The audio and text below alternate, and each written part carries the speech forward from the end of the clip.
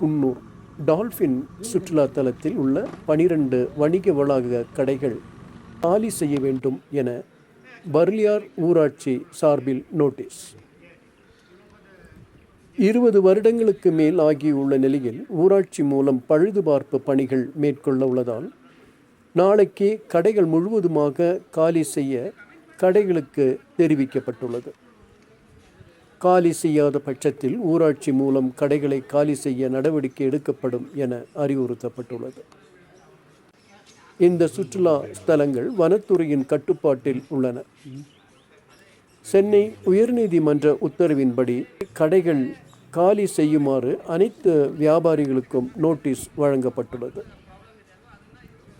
கடைகளை காலி செய்யாத பட்சத்தில் ஊராட்சி மூலம் போலீசார் பாதுகாப்போடு கடைகளை காலி செய்ய நடவடிக்கை எடுக்கப்படும் என பர்லியார் ஊராட்சி அதிகாரிகள் தெரிவித்துள்ளனர்.